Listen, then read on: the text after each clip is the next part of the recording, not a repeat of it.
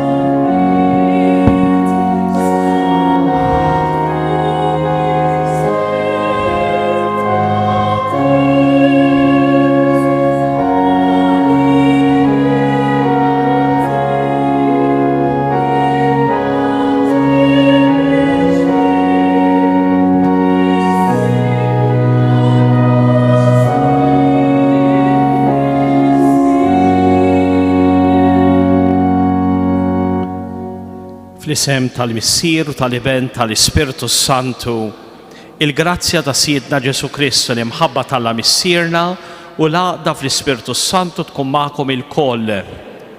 Nitolbu. Missier Qaddejs irroddulek ħaj li jogħġbok tagħtina lil-ibnek Ġesu biex ikun ir-Raj it-Tajjeb li lest li jagħti ħajtu għalina.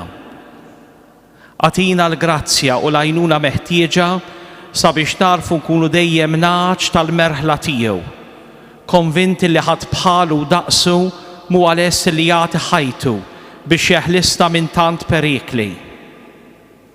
Għatina l-grazzja illi narfu l-kobor tal-imħabba ta' dan ibnek Ġesu, illi kien lest li jingħata sal-mewt għalina.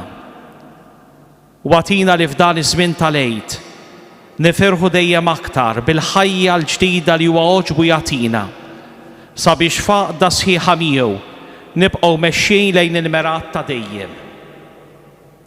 Dan nitolbuh permezz tiegħu li miegħek u mal-Ispirtu Santu jgħix u jsaltan għal dejjem ta' dejjem.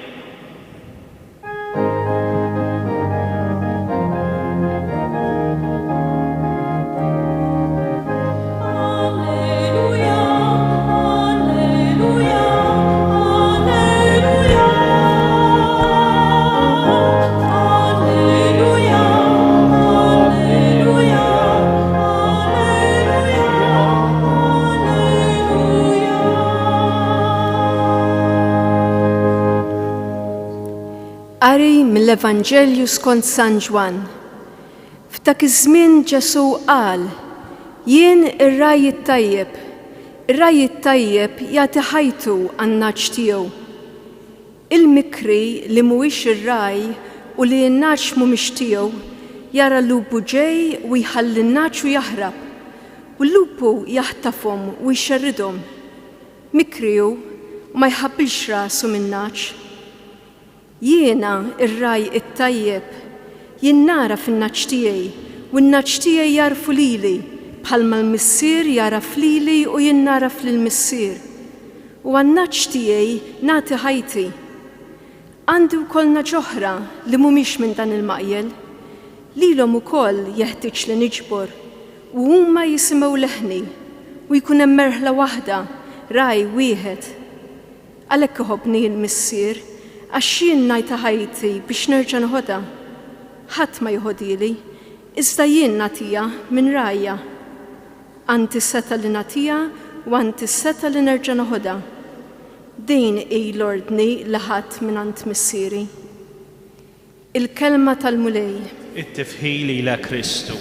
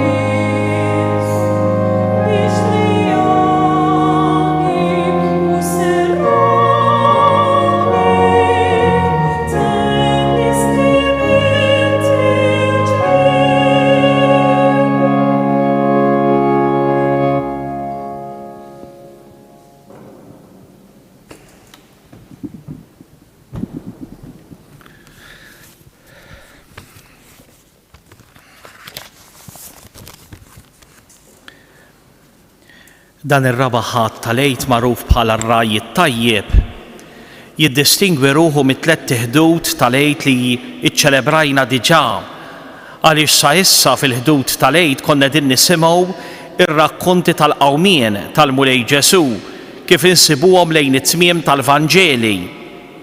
Imma minn dan il-ħadd il-quddiem iż-żewġ tiħdud li fadal tal-għid qabel l-absi sejrin nisimgħu diskorsi ta' Ġesù li għalkemm skont il-Vanġeli Ġesù itennihom qabel il-qawmien, madankollu l-Vanġeli jippreżentawhom lilna bħala kliem ħerġin minn fom Kristu li diġà jinsab fil-ħajja l-ġdida tal-qawmien. Għaliex wara kollox il-Vanġeli dak kollu li nsibu miġbur fil-Vanġelu mhuwiex għajr ir-rakkont tal-qawmien ta' Kristu. Kull paġna tirrakkuntalna il-qawmien ta' Kristu, l-ħajja l-ġdida, il-preżenza ta' Kristu ħaj fost il-miġema ta' dawk li jemmnu fih. U allura hekk għandna nifhmu dan id-diskors ta' Ġesù meħud mill-kapitlu 10 ta' San Ġwan, fejn partikolarment din is-silta ta' din is-sena tiffoka fuq dik il-parti ta' dan id-diskors fejn Ġesù jidentifika lilu nnifsu bħala ir-raj it-tajjeb. Għaldaqstant dak li Ġesù sejjer itenni għalkemm insibuh fil-kapitlu 10 madankollu daqs li kieku Kristu ħaj qiegħed itennih lilna u qiegħed jaqsam magħna l-esperjenza tal-qawmien tiegħu sabiex il-qawmien tiegħu inġarbuh ukoll fil-ħajja tagħna. Aħna nistqarru li Kristu miet għalina imma anke li jirxox għalina. Il-qawmien mhuwiex xi privileġġ għal Kristu biss, imma Kristu jestendi din il-ħajja l-ġdida lil kull wieħed kull waħda minnha. U l-qari tal-Vanġelu f'dawn il-ħdud qiegħed jgħinna sabiex ikollna esperjenza ta' din il-ħajja l-ġdida, isaħħilna napprezzawha aktar, nifhmuha aktar biex ngħixuha b'qalb akbar fil-ħajja tagħna. Ġesu f'dan id-diskors jirreferina għal dak li kien seħ fil-kapitlu 9 tal-Vanġelu ta' San Ġwan. Hemmhekk Ġesu kien fejja ir-raġel għama minn twelidu. U dan ir-raġel għama minn twelidu illi fetaħ qalbu u għajnejh għal Ġesu b'tali mod illi jistqarr il-fidi tiegħu f'Ġesu. Jistqarr li sa issa mhux tant kellu dan l-għamat f'għajnejh sa minn twelidu, imma fuq kollox kellu għamat ieħor, l-għamat tal-fidi. U bil-laqgħa tiegħu ma' Ġesu jiskopri il-fejqan u jaraf u jilqa fil-ħajja tiegħu id-dawl tal-fidi. U bħala konsegwenza ta' din l-istqarrija ta' fidi tiegħu jiġi mkeċċi mis-sinagoga. U allura jiġi imbiet biex ngħidu hekk minn dak li kien l-ambjent sagru tar-reliġjon ludija illi ħaġa tal-iskantament kien qed jippermetti lil dan ir-raġel illi jibqa' fid-dlam, illi jibqa' fl-għamat. Huwa biss meta jiltaqa' ma' Ġesu u aktar meta jiġi mbiet mill-ambjent sagru tar-reliġjon ludija illi huwa jiskopri l-veru wiċċ ta' Alla u jilqa' fil-ħajja tiegħu id-dawl tal-fidi. U allura hu li kien raġel li ma jarax beda jara, u San Ġwan jurina li dawk li minn għalihom kienu jaraw kienu dawk li veru tassew kienu fl-għamat li ma kienux jaraw. Ġesu jieħu spunt minn dan u ikompli għaddej b'dan id-diskors tal-kapitlu 10 fejn Ġesu juża żewġ tixbijat. Il-Vanġelu jgħidilna paroimija, jiġifieri tixbija, mhux parabola essaċ imma hija tixbija. L-ewwel jgħidilna jien huwa l-bieb tan-naċ, u imbagħad fis-silta tal-Vanġelu tal-lum jgħidilna jien huwa ir-raj it-tajjeb. U allura nistgħu nifhmu għalfejn Ġesu jgħid fil-bidu jien huwa l-bieb tan-naċ, jiġifieri permezz tiegħi in-naċ jinħelsu mill-għeluq tal-maqjel, mill-għeluq tal-arja sagra, mill-għeluq tar-reliġjon ludija u joħroġhom barra fil-merat. Ġesu dak il-bieb li jippermetti lin-naċ tal-merħla sabiex ma jibqgħux aktar imjasra fil-maqjel imma joħorġu barra fil-ħajja. Wara kollox il-maqjel kien sempliċement post fejn il-merħla tistrieħ bil-lejl. Ma kienx l-iskop tal-merħla li tibqa' imsakra magħluqa ġewwa l-maqjel. U allura meta Ġesu jgħid jien huwa l-bieb tan-naċ ifisser illi huwa dak li jiggarantixxi illi in-naċ jitfejqu mill-jasar tar-reliġjożità ludija u noħroġhom jien fil-libertà, fl-imħabba vera u tassew. B'xi mod Ġesu kien qiegħed jindika meta jirreferi għal dak li aħna għandna tradott bħala l-maqjel għat-Tempju ta' Ġerusalemm, għall-istituzzjoni reliġjuża illi aktar milli kienet tagħti każ tal-persuna u iżomma fil-libertà sħiħa kif ħalaqa Alla, kienet irrendiet il-persuna tal-bniedem persuna imjasra, imdejqa, mobbija b'ħafna pisijiet tqal illi ma kienx faċli għal ħadd biex wieħed ikun jista' iġorru. L-obbligi illi kienet għamlet ir-reliġjon ludija kienu tqal wisq sabiex wieħed iħarrishom. U allura ġala darba Ġesu jitkellem minnu nnifsu bħala il-bieb tan-naċ, issa kien ħaġa naturali li Ġesu japplika lih innifsu tixbija oħra, paroimija oħra u jgħid jien huwa ir-raj it-tajjeb, ir-raj it-tajjeb jagħti ħajtu għan-naċ tiegħu. L-ewwel nett l-idea tar-raj hija xi ħaġa li hija komunissima fit-Testament il-Qadim, fl-Iskrittura ludija. Mhux biss għandna s-Salm sabiħ, is-Salm 23, il-mulej u r-raj tiegħi xemm ma jonqosni, imma il-mexxejja kemm reliġjużi kif ukoll politiċi kienu imxebħa mal-figura ta' raj. Ir-raj kien maħsub sabiex iħares il-merħla. Imma fl-iskrittura, partikolarment fil-profeti, il-profeta Iżajja, partikolarment it-tieni Iżajja, il-profeta Ġeremija, il-profeta Eżekjel, għandhom kritika ħarxa kontra ir-raja reliġjużi u politiċi tal-poplu Ludi. Għaliex il-profeti jarfu li dawn ir-raja kienu raja li l-interess tagħhom ma kienx wieħed ġenwin li jħarsu u jindokraw il-merħla. Imma pjuttost kien hemm diversi raġunijiet oħra, motivazzjonijiet oħra illi ibeduhom mill-missjoni tagħhom li jkunu raja skont il-qalb ta' Alla. Niftakru illi Alla nnifsu ippermetta illi jirrevela lilu nnifsu bħala raj fil-kliem tal-profeti, u allura dawk li ġew magħżula bħala raja fuq il-poplu b'xi mod kellhom jagħmlu preżenti lil Alla innifsu fil-kura, fl-attenzjoni u f'dak kollu li kien meħtieġ mill-merħla. U allura b'dan kollu bħala sfond għal dak li jgħid Ġesu nistgħu nifhmu għalfejn Ġesu jirrikorri għal din it-tixbija, jien huwa ir-raj it-tajjeb. Ovvjament kull darba illi Ġesu juża din il-kelma jiena hu, niftakru f'dak li qal Alla lil Mosè fis-siġra taqbad bla ma tinħaraq, meta Alla jirrevela lilu nnifsu mhux tant permezz ta' isem, imma permezz tal-ħidma tiegħu, permezz tal-azzjoni, permezz tal-ħidma benefika tiegħu favur il-poplu il-magħżul. Jiena hu dak li hu.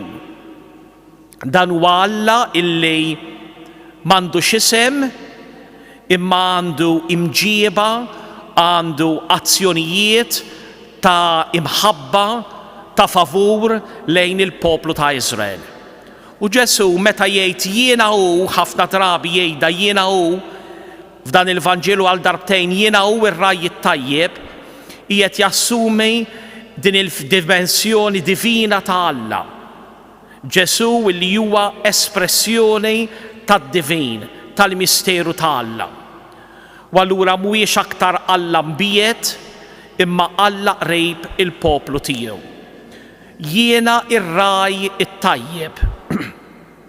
Bil-Grieg hopoimen hokalos. Issa din l-aġġettiv kalos jista' jfisser tajjeb, jista' jfisser is-sabiħ, imma pjuttost ifisser jien huwa raj mudell għal raja oħra. Jiena huwa r-raj illi jiena tassew iwetta il-missjoni li hija mistennija minn kull raj. Jiena r-raj per eċċellenza. U fejn tinsab l-eċċellenza ta' dan ir-raj? Tinsab fil-fatt li kif jistqar Ġesu innifsu jagħti ħajtu għan-naċ tiegħu. U dan ikompli jippreċiżah Ġesu meta jippreżentalna il-kuntlarju, il-kontra ta' dak li huwa ir-raj it-tajjeb, u dan huwa ir-raj mikri. Ir-raj mikri li l-interess tiegħu mhuwiex illi jieħu ħsieb il-merħla, imma l-ewwel interess tiegħu huwa il-gwadan, il-qlieħ, l-interess personali. U allura Ġesu jidentifika dan ir-raj mikri b'dawn it-tliet ħwejjeġ illi iħalli n-naċ u jaħrab, u t-tielet waħda li ma jħabbilx rasu min-naċ. Dawn it-tliet kwalitajiet tar-raj mikri juruna b'mod negattiv il-kwalitajiet pożittivi tar-raj it-tajjeb li qatt mhu sejjer iħalli il-merħla tiegħu quddiem il-periklu għaliex huwa kollu kemm hu favur il-merħla tiegħu. Il-periklu kien normalment minn dawn il-lupu illi jiġi biex jaħtaf il-merħla. u r-raj huwa dak li kien lest li jirriskja l-istess ħajja tiegħu sabiex jevita il-periklu. U allura hawnhekk għandna referenza ċara għal mewt ta' Kristu. Kristu biex jeħlisna minn kull periklu, daħalu fil-periklu sabiex xejjen il-periklu u tagħna ħajja ħielsa minn kull periklu. B'mod figurattiv Ġesu jiet itenni il-verità tal-mewt kollha ħajja li huwa ġarrab fuq il-Kalvarju. Ġesu illi jmut, Ġesu li jerfa' fuq il-periklu sabiex ikun jista' jagħti ħajtu għall-merħla, jirriskja kollox għall-merħla biex il-merħla tiġi mħarsa fil-ħajja. It-tieni sezzjoni tas-silta tal-Vanġelu terġa' tiftaħ bl-istess qarrija ta' Ġesu, jiena ir-raj it-tajjeb. U allura għandna hawnhekk ir-raj li huwa mudell għal kull raj ieħor. U sejjer jesprimi issa ir-relazzjoni li hemm bejn ir-raj u l-merħla. Liema relazzjoni intima hija mibnija u hija immudellata fuq dik l-istess relazzjoni intima li hemm bejn il-missier u l-iben. Jiena naraf in-naċ tiegħi u n-naċ tiegħi jarfu lili. Bħalma l-missier jaraf lili u jiena naraf lill-missier.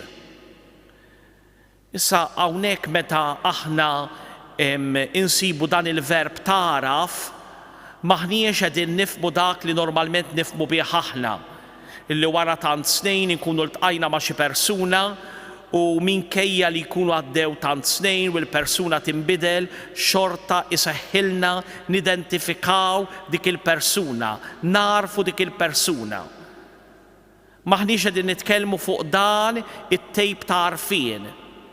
Imma San Ġwan qiegħed jirreferina għal dak l-għarfien illi fil-mentalità ludija kien jilħaq il-qofol tiegħu fir-relazzjoni sponsali ta' bejn żewġ miż-żewġin, partikolarment fl-att intimu ta' żwieġ, fl-att konjugali. Meta verament ir-raġel u l-mara kienu jarfu lil xulxejn, iġarbu tassew lil xulxejn u jitwaħdu ma' xulxejn f'komunjoni ta' ħajja. U allura illi Ġesu jitkellem b'dan il-mod, jiena naraf in-naċ tiegħi u n-naċ tiegħi jarfu lili, Ġesu qed jitkellem minn dik il-komunjoni ta' ħajja illi il-kwalità tiegħu ta' raj sejra tippermetti. Ġala darba huwa raj li jagħti ħajtu għall-merħla, m'hemm xejn li sejjer jifret il dan ir-raj mill-merħla.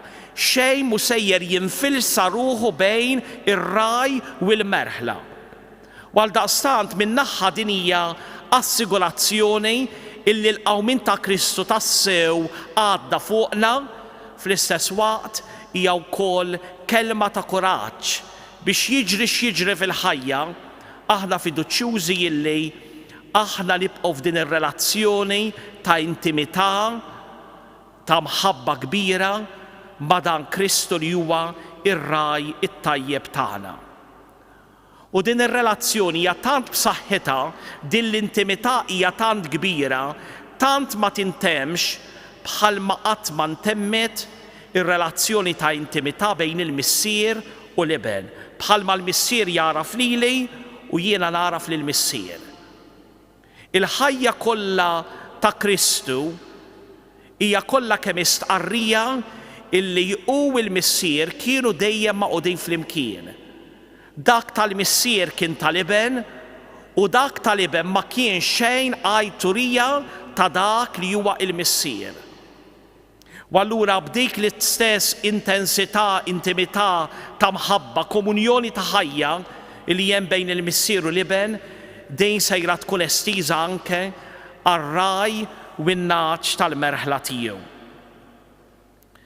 F'dan il-waqt Ġesu sejjer jitkellem fuq xi ħaġa illi kapaċi tiġi interpretata b'mod żbaljat, anzi, jgħid hekk għandi wkoll naċ oħra li mhumiex minn dan il-maqjen U allura Ġesu hawnhekk qed jirreferina illi għandu n-naċ li huma dawk illi sa issa b'xi mod huma maqfulin fil-maqjel tal-istituzzjoni tar-reliġjon ludija. Imma mbagħad hemm dawk in-naċ l-oħra li huma wkoll skjavi, huma wkoll imsakra sewwa f'istituzzjonijiet oħra. Huma dawk li huma il-pagani, dawk li huma marbutin ma' ħafna allat fierħa. Ġesu qed jistqar li l-missjoni tiegħu bħala raj tajjeb hu illi joħroġ lil dawn kollha, kemm lil dawk Lut kif ukoll lil pagani minn dak kollu illi qed iżommhom imjasra biex iwassalhom fil-ħelsien, iwassalhom fil-ftuħ, iwassalhom għal-libertà tal-vera imħabba. Mhux aktar iħossu il-biża' taħkem fuqhom bħalma kien fil-każ tar-reliġjon ludija, mhux aktar iħossu fuqhom is-seħer tal-filosofija u tar-raġunar tal-bniedem bħalma kienu l-pagani, imma joħorġu sabiex jimirħu fl-imħabba ta' dan Alla li huwa missier. Niftakru li ma' Kristu ir-relazzjoni li l-bniedem kellu ma' Alla nbidlet kompletament. Jekk sa issa Alla, jekk sa issa l-bniedem kien ifassal il-wiċċ ta' Alla skont wiċċu, u allura jpoġġi fuq Alla dawk li kienu l-ambizzjonijiet tiegħu li ħafna drabi kienu ambizzjonijiet fierħa, u allura Alla li jippremja u li jikkastiga, u l-bniedem li jfittex li jkun ippremjat jew oħrajn ikunu kastigati. Dawn kollha ġew imġarfa, dawn kollha ġew imħassra kompletament fi ġbija ta' Alla li deret fi Kristu. Dan huwa Alla li bħal missier iħobb lil uliedu. L-ebda missier ma jħobb lil uliedu għaliex hemm xi raġuni ta' mertu għax jixerqilhom, imma iħobbhom għax huwa missierhom, għax huma uliedu. L-unika raġuni li hemm hija biss l-imħabba.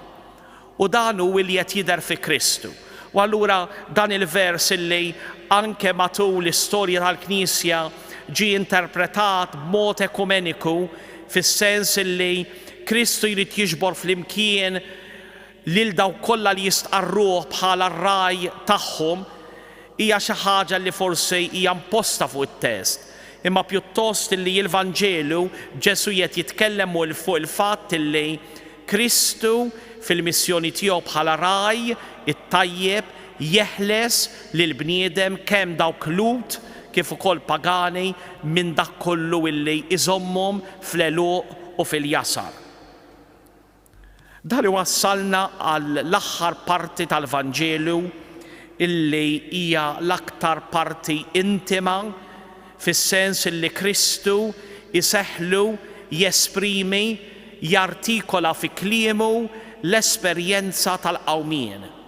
Huma frażijiet mill-iktar profondi dak li jgħid Ġesu. Għalhekk iħobbni il-missier għax jien nagħti ħajti biex nerġa' nieħodha. L-ewwel nett din il-conjunction għalhekk mhix conjunction kawżali, jiġifieri il-missier iħobbni għax l-imħabba tiegħu hija kawża għax jiena ubbidjenti lejh. Xemm minn dan, il-missier mhuwiex missier li jħobb għax wieħed huwa tajjeb, għax wieħed jobdih, mhuwiex missier li jippremja, imma għalhekk iħobbni l-missier ifisser illi l-iskop tal-missier kien illi f'ibnu Ġesu tiġi rrevelata din il-vera ħajja. X'inhija din il-vera ħajja? Il-vera ħajja dik il-ħajja li meta inti tagħtiha tintradlek lura. Issa ħafna drabi aħna miżmumin fil-jasar ta' tip ta' ħajja illi nibżgħu nagħtuha għaliex naħsbu illi sejra tixxejjen, sejra tiġi fix-xejn. Tant okkażjonijiet fil-ħajja tagħna fejn dawk ta' madwarna iċ-ċirkustanzi jitolbuna li aħna nagħtu ħajjitna, nagħtu ħienna, nagħtu lilna nfusna kollna kemm aħna, nagħtu r-riżorsi tagħna, il-flus tagħna, l-enerġija tagħna. U aħna naħsbu li din il-ħajja li ġejna mitlubejn nagħtu sejra twassalna fix-xejn. imma dik hija tip ta' ħajja tariffata meqjusa li ħafna drabi aħna nimxu bija b'ħafna kejlijiet, b'ħafna immijiet, b'ħafna kundizzjonijiet. Kristu qed jitkellem fuq ħajja oħra.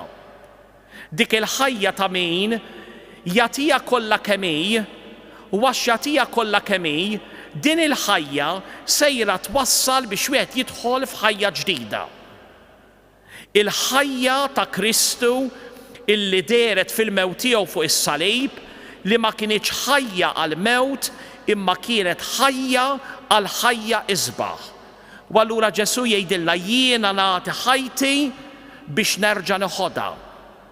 Biex jerġa' jieħodha mhux fis-sens illi sejra tintradlu bħal dik ta' qabel, imma li sejra tiġi mogħtija lilu is-seta illi ma jibqax aktar bħalna taħt il-jasar tal-mewt, imma bl-imħabba tiegħu sejjer jidher li huwa il-fuq minn din il-ħajja imjasra mill-mewt u sejra tidher fih il-ħajja l-ġdida tal-qawmien. Tantu hekk li Ġesu jkompli jfisser ħadd ma jieħodili.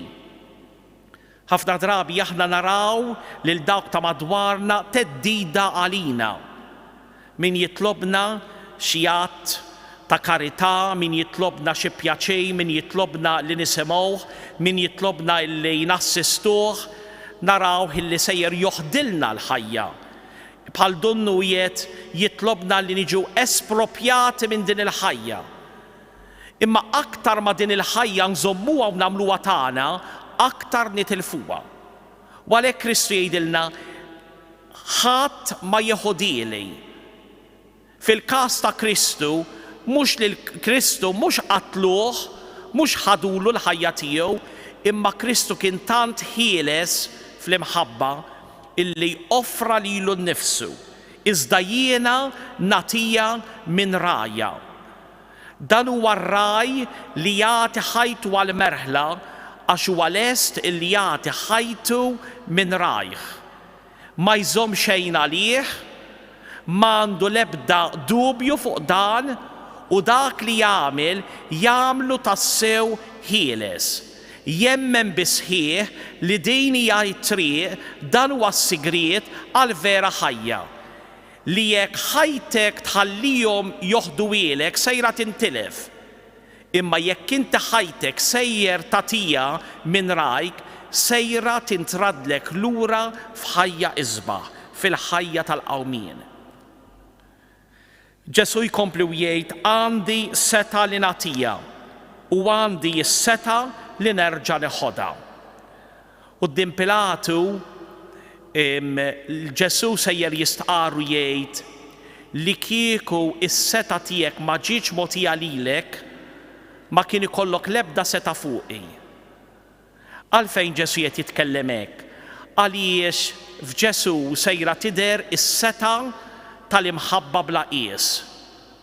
Li mhix seta li taħkem, mhix seta li timponi, mhix seta ġejja mill-fatt li ħajkun hemm oħrajn li jmutu għalik, imma is-seta ta' min verament għandu r-riedni tal-ħajja f'idejh tant li huwa lest li jiddisponi minnha f'isem l-imħabba u jagħmel mill-ħajja tiegħu l-isbaħ u l-aqwa espressjoni ta' mħabba. U allura għandi s-seta li nagħtiha. Ġesu qed jitkellem bħala dak li huwa s-sultan, bħala dak li verament huwa David il-ġdid. Niftakru li David huwa r-raj sultan u f'dan il-każ għandna Kristu li huwa dan ir-raj sultan illi daħal f'din id-dimensjoni ta' ħajja fejn ħajtu ħadd ma jieħodilu imma jagħtiha minn rajh biex jerġa' jieħodha. Fl-aħħar tal-Vanġelu nsibu din l-istqarrija. Din hija l-ordni li ħadd mingħand missieri. Pjuttost aktar milli ordni, din hija ir-rivelazzjoni illi il-missier bat lill-liben iwassal fid-dinja. Skont il-Vanġelu ta' San Ġwan, Ġesu huwa l-missjonarju illi ġie mibgħut mill-missier biex iwettaq din il-missjoni. X'missjoni? Din mhix missjoni illi jagħmel reliġjon, imma il-missjoni illi juri lil bniedem it-triq tal-vera ħajja. Għaldaqstant Ġesu qiegħed jinqeda b'din it-tixbija ta' dan ir-raj it-tajjeb sabiex jurina kif verament huwa seħħlu permezz tal-offerta sħiħa u libera tal-ħajja tiegħu isawwar lilna f'merħla illi hija kollha kemm hi fiduċjuża fit-tmexxija ta' dan ir-raj, illi qatt ma jpoġġi xi ħaġa oħra, xi interess personali qabel il-merħla, imma jħarisha skont ix-xewqa tal-missier. Jew nitolbu lil Mulej waqt li qegħdin nilqgħu dawn il-konfidenzi illi Ġesu qed jafdalna, dawn il-ħwejjeġ l-aktar intimi tal-qalb tiegħu. Nitolbu lil Ġesu sabiex jagħtina l-qawwa il quddiem dan it-teżor miftuħ tal-qalb tiegħu, quddiem dawn il-konfidenzi li qed jafdalna, illi qed jikkonfidalna aħna narfu il-kobor tal-ħajja l-ġdida li huwa akkwistalna, li ma' ħajja diġà aħna qegħdin naqsmu fija flimkien miegħu permezz tal-magħmudija li aħna rċivejna. Jalla verament inħossuna immexxija minn dan ir-raj u jalla jkollna fil-ħajja tagħna saċerdoti, persuni konsagrati llum jum il-vokazzjonijiet illi jkunu għalina espressjoni illi tagħmel preżenti fil-ħajja tagħna il-kwalitajiet ta' dan Kristu li minn rajh jagħti ħajtu għal merħla tiegħu sabiex fih tidher dik il-ħajja illi meta tingħata titreġġa' lura u titreġġa' lura f'ħajja isbaħ u aqwa.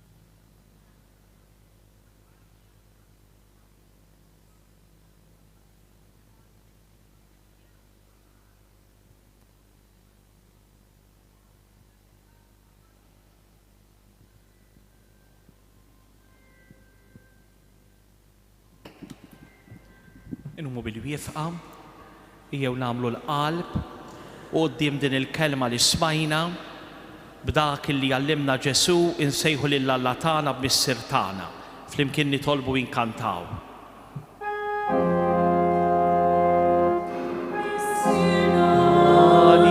Inti fis-smawiet jitqaddes l-isem tiegħek, jitqaddes l-isem tiegħek, tiġi saltratek, jikun dak li trid inti, jikun dak li trid inti, fis-sema hekk ta' fl-art.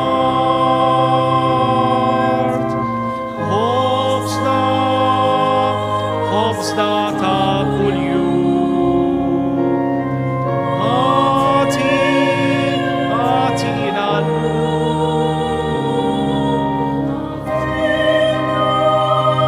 Jidru bit-tagħna.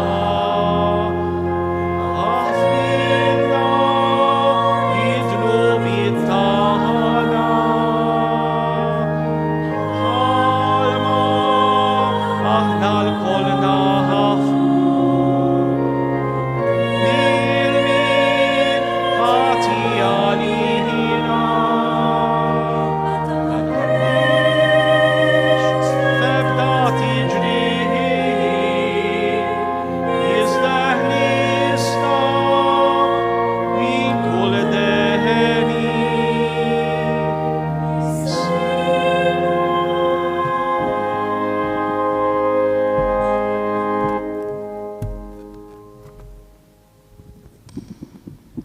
Il-mulej ma'kom.